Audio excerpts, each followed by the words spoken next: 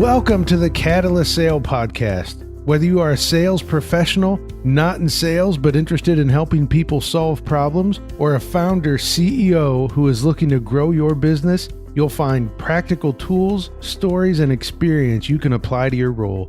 I'm your host, Jody Mayberry, and this week, Mike Simmons, the founder of Catalyst Sale, is going to interview Cyndi Laurin. Cyndi is the Chief Training Officer at A.M.P. Business Systems and the author of Catch and Rudolph Factor. So let's get to work with Mike Simmons and Cyndi Laurin. So Cyndi, I was going to ask a couple of questions at the TLDC conference, and your keynote went a little bit long, and we ran out of time. And part of that was because there were so many questions from the rest of the audience, and they were just really engaged in the information. So we're kind of picking this up from that event. So even though you spoke what's now going to be months ago, we're now doing a Q&A related to that keynote. So I hope your memory is good. My memory is not, but I'm sure it'll come back to me. So I've been fortunate to know Cyndi for a long time. Cyndi is a neighbor of mine, used to live right across the street from us. And I think we first met back in 2005. It's been a while. So Cyndi's put up with me for a lot longer than a lot of you've put up with me. So Cyndi, what are you doing these days? These days, I am working with AMP Business Systems as their Chief Training Officer. And basically, I'm responsible for developing content around process improvement and frontline management training, most specifically. And then I also just completed my third book called Be a Frontline Hero. And that should be coming out, I would say, near the late summer or early fall of this year. Awesome. So I'm going to just dive right into a couple of the questions here. And one of the things that really interested me in the conversation that you had with the group at TLDC is this focus on process. And when I think of process, I think operations. When I think of operations, I think of putting some structures in place that help create predictability, predictable results, help create scale.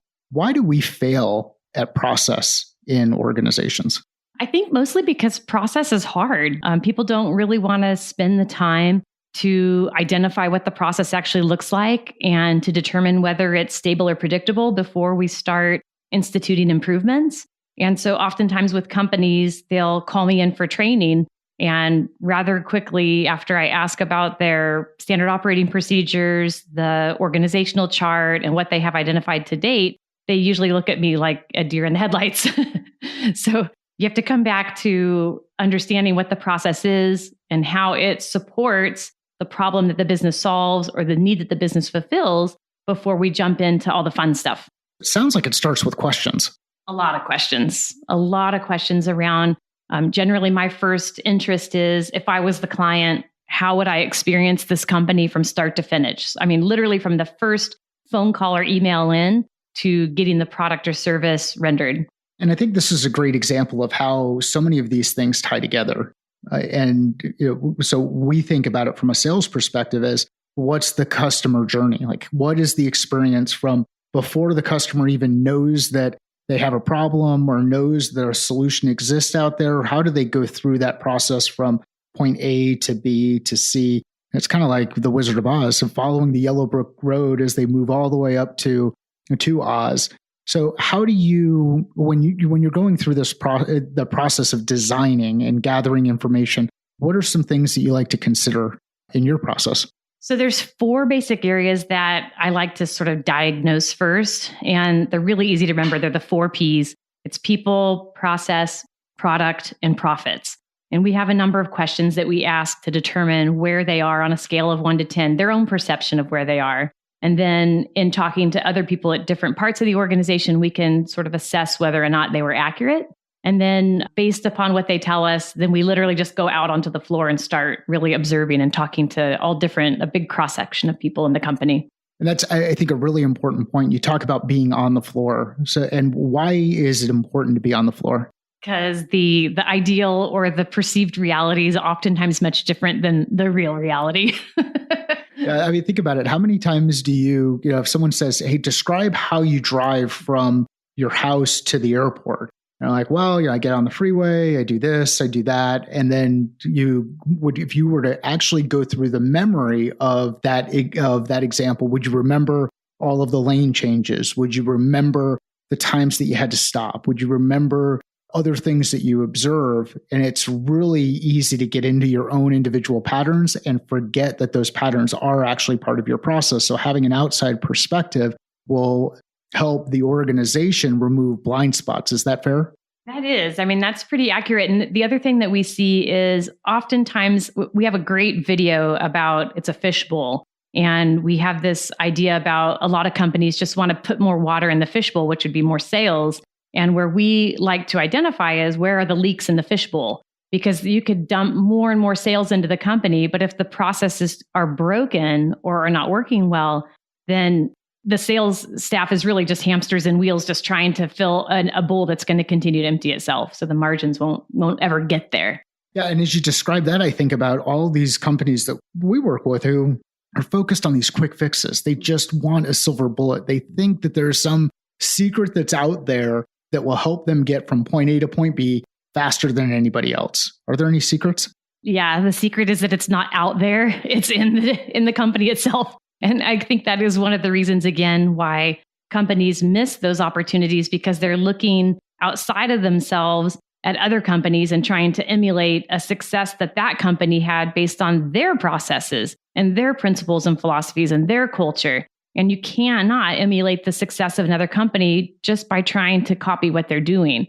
So that's where the hard work in identifying processes and mapping them out and really understanding where the stable and predictable parts are and what needs to be really looked at and modified before we jump into some of the more complex management training and other things.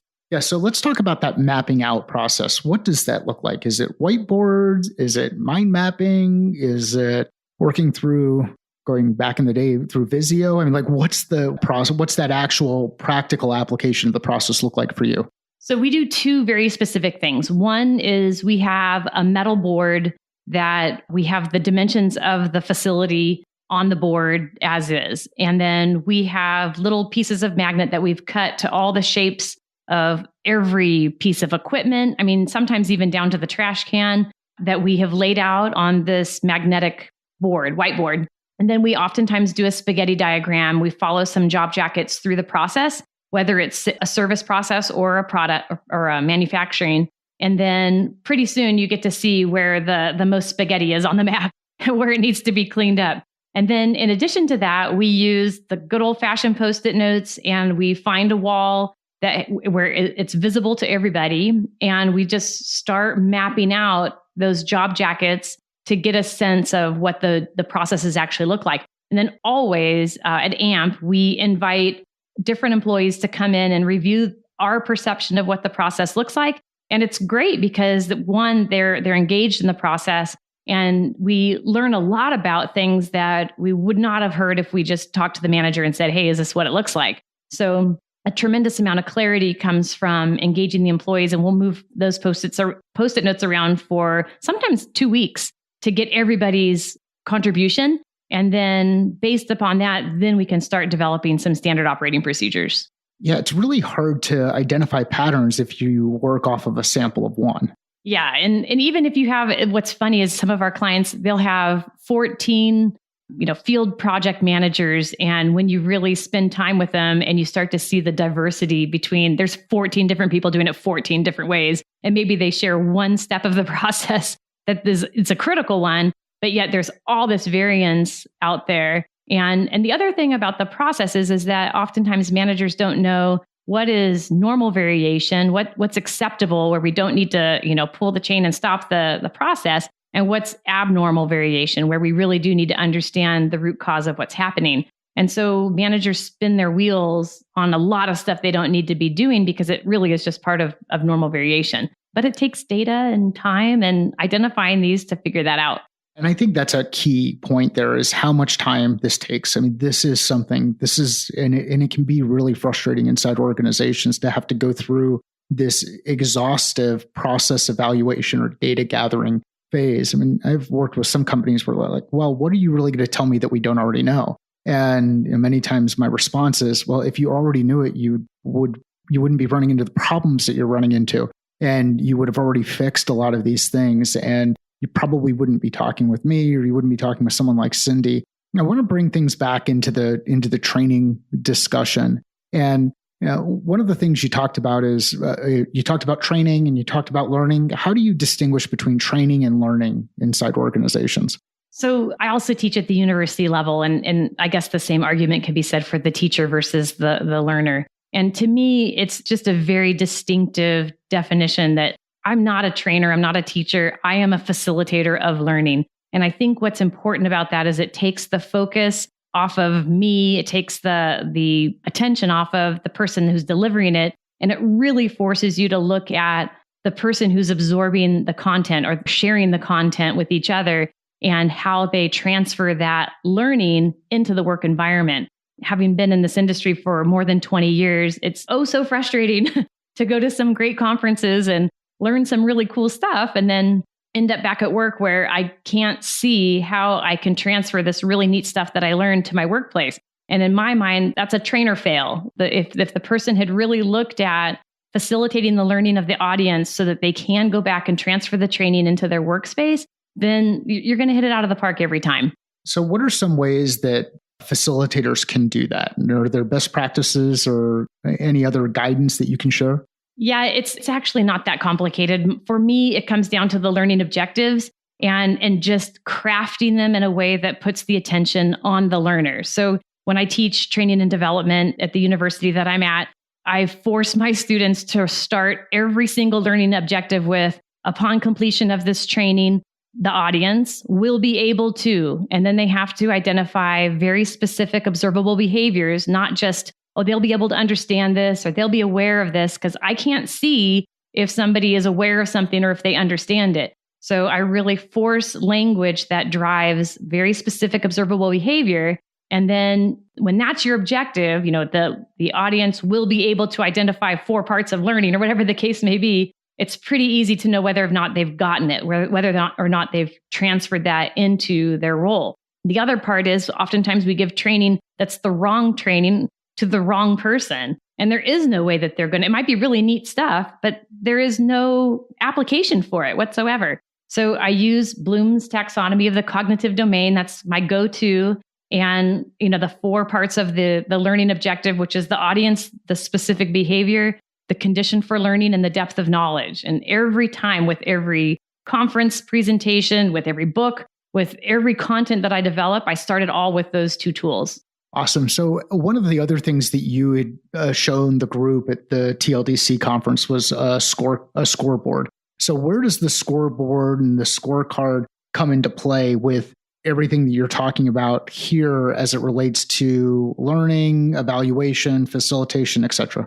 So the displayed measurement is the M of AMP. And my business partner and I have found that when the metrics are displayed for everyone to be able to see, then behavior changes. It's just that awareness. And a long time ago, I created this little formula, which was awareness plus abilities plus action equals the optimal organizational outcome. But at an individual level, there has to be some value proposition to the learning that they are expected to experience. So with the displayed scoreboard, if they go through some formal training and they can't see where that training is showing up for them in some visible manner, it's going to be a short-term experience. They're not going to see the value in, and also it's because the specific behaviors generally aren't identified. So tying those specific behaviors with a scoreboard really causes people to feel in control of what lever they can pull to make things better for the organization. And I think one of the cool things about a scoreboard is you always know where you are. Right? You can, in the middle of a game, you look up at the score and you're either up or you're down. You're either moving in the right direction or you're not. So as you're out there, whether you're developing your programs for inside the organization, or you're thinking about personal KPIs, or you're thinking about metrics that you'll use to evaluate success, make sure you have that scoreboard, that scorecard that's in front of you. Yeah, in the KPIs, that's a really big one, because oftentimes people that we run into or that we're consulting, people do a great job of displaying KPIs. But unless the KPI can show direct alignment to the optimal organizational outcome, which is generally tied to what problem does this company solve or what need does this company fulfill, you're not going to get the results you're looking for. So the types of displayed measurement that we really espouse are ones that cause everyone to be driving towards the one number that's moving in the right direction. And that can be tricky. It takes time. And sometimes it takes an outsider perspective to see where the true value is. But it is an essential piece of moving the needle in the direction that you want to go. So what are some common mistakes that people make when they go through KPIs, KPI evaluation, holding on to KPIs maybe too long? What are some common mistakes and how can we avoid those? So I think the most common mistake that I see is creating KPIs that create internal competition that ends up being really to the detriment of the company than to the advancement. So that's probably the first common mistake I see. I also see KPIs that the individual doesn't really have full control over. There are other contributing factors that may or may not be within that person's control. And that is just demoralizing and demotivating to anybody who can't control every part of what they're being measured on. So I'm a fan of individual KPIs, but again, only if there's alignment to something bigger than that individual contribution.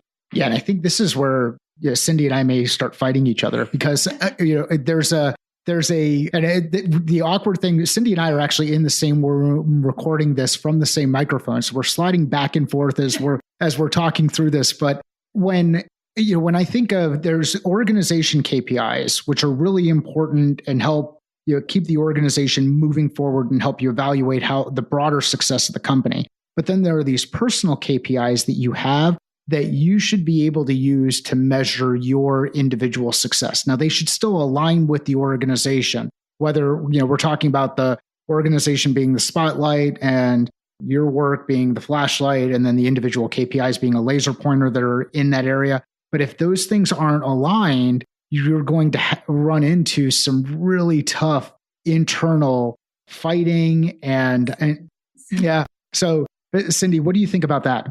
I couldn't agree more. It is really comes down to the alignment piece and making sure that whatever the KPI is, that it is attached to that person's sphere of influence within the company. But alignment's everything. And the other thing about alignment that's so great is it creates this culture of accountability where your team is actually rallying with you rather than against you to ensure that all of the individual KPIs roll up to something bigger and better that you can all achieve together.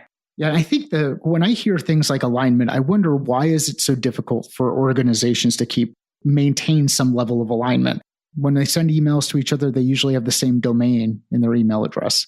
They have the same logo on their business cards or on their t-shirts or on their polos. Why is it that disconnection, this disconnectedness happens inside organizations and we get this lack of alignment between sales and marketing and product and operations and customer success and finance? Why do we have a hard time staying aligned with each other? That's a great question. I think mostly because if you look at how an organization starts, it's generally just, a founder or a small group of people that have a great idea. And they start off, maybe in their garage or a small shop. They start hiring some people, usually family members, to further their cause. And at some point, we like to joke about when you can't fit in the minivan anymore, you've gotten big enough to hire a manager. And as those layers continue to grow and expand, you would see the natural course is that the company becomes a big pyramid with, few at the top, a lot at the bottom, and lots of layers in between. Just as a symptom of success or a symptom of growth, we naturally become a bureaucracy. That is the natural way that organizations will go. The ones who break out of that have very intentionally driven more of a democracy sort of political structure into the fiber of who they are, into the culture, so that it is expected that employees contribute their thoughts and opinions. And in that light, then alignment shows up. But without that, we're forced into departments. We have a team lead. We report to that person. And God forbid I go to my VP of a different area because I'm not allowed to talk to that person. So we set up all these parameters that really contradict the idea of alignment unless, again, the leadership has taken a very intentional approach to be more bottom up and more democratic in nature. You said culture a couple of times in there. And, is culture stagnant? Is culture always breathing? Is culture always evolving? What should people think about when you describe culture and when they think about culture inside an organization? I think the first thing to recognize about culture is it's definitely dynamic. It changes every day. There's this great quote that you can't step into the same river twice, for the waters are always changing. Even though the river looks exactly identical to the day it did before, with the same rocks in the same place and the same grass, the water's changed. And organizational life is very similar. The building looks the same. The people look the same. We might have new people come and go, but it looks and feels the same, although it's always evolving and changing. And I look at culture also as part of a bigger structure. I call it the 4 pillars of organizational greatness. So culture doesn't operate by itself. It's very tightly tied to leadership, political structure, and reward structure. So those 4 things together all drive change in each other. And when I think about culture and how dynamic it is, you only need to change one little itty bitty element of culture for the culture to change. But it's funny, we spend, billions of dollars trying to change our cultures when it's really as simple as changing the ingredients. It's an awesome way to look at it. You start shifting those ingredients. And as you go through, do you look at this as more of a baking exercise or more of a cooking exercise? Baking, cooking. I don't do much of either. So that's a trick question. Okay, I didn't mean for a trick question, but when I think of baking's more science. Like there's something that has to be done in a certain way in order for the baking to work, and that's why I don't bake. But cooking, that's creative. Like I can go in there and I can add a little bit more garlic, or I can add some more spice, or I can add something else to it. If we were to look at it from that perspective, one is more science, very design oriented. 2 parts of this and 3 parts of this and 1 part of this and half a part of this is going to create this amazing thing? Or do you look at it as something that just is going to evolve over time, where you're going to test and then you're going to evaluate and then you're going to determine, are you moving in the right direction or are you moving in the wrong direction? Or is this even the right analogy to look at culture through? It works. It took me a minute to catch on there, but no. With culture, it's both. You have to have some intention around it, which is the science piece. You do have to test things out. You have to wait for the response from the people to assess whether or not it is moving in the right direction. But then there's also a lot of art to it. There's stuff that's out of your control. It could be, a new regulation in your industry that's something totally out of your control that will change the culture of your business just because of the nature of the change that occurred outside. So I do think it's both. I think it's intentional, and it's also just part and parcel of the pieces that are included in it, the ingredients that show up every day. Okay, I will try to not take us off track with bad analogies again. But so when we were together at TLDC, one of the things that you talked about was the importance of the walkabout. Can you just describe to everybody what the walkabout is? Why is that important? And where does it fit in this overarching discussion that we're having? So the walkabout is the second of 5 universal tools that we teach to create a common language so that a company can begin to understand what direction that they want to go. Just to step back for a second, the first tool is the huddle, which a lot of companies use, but they use it very ineffectively. We have a really specific language that we use with the huddle to ensure that it is a very effective, 10 minutes to the start or end or both of a shift or whatever meeting. The walkabout really comes out of how we use huddles. So in a walkabout, the manager very intentionally walks around once or twice a day, depending on the location and the product or service or whatnot, if it's virtual, if it's live. And what the walkabout is intended to do is for them to just observe and ask questions, not like, why are you doing it this way? But really, help me understand. Because when the manager can see through the lens of the employee, they become a much more powerful manager. So where a lot of managers tend to spend time in the office, it's always a dead giveaway when I go to consult with a company and, I go out on the floor and I get the deer in the headlights again. It's like they've never seen a manager before. So generally the first recommendation is you got to get out on the floor and desensitize your staff to scene management. You should be in their business, not in a negative way, but understanding their challenges and their accomplishments on a daily basis. Without that, you're really blindfolding yourself to what the target is and if you're moving in the right direction or not. Yeah, and if you can't empathize with your employees and put yourself in their shoes, you're going to continue to coach them or think that you're coaching them in a way that's productive, but it's actually based on experience that you might have had 5 years ago, 10 years ago, and 10 years ago, the iPad didn't exist. So things change over time. When you talk about the first two, what are the other three of these core tools? The third tool we call the reset, and we're still sort of thinking about the name of that tool right now, but for now we call it the reset. And the intention on the reset is to level set specific undesired behaviors to ones that are expected and desired. And again, it's very, very specific language. It's a 4-step approach. It involves the employee sharing their perspective again. And then, the fourth step is really laying down what the expectation is for that employee. I also use this on my family, and it works very, very well on my 11-year-old daughter.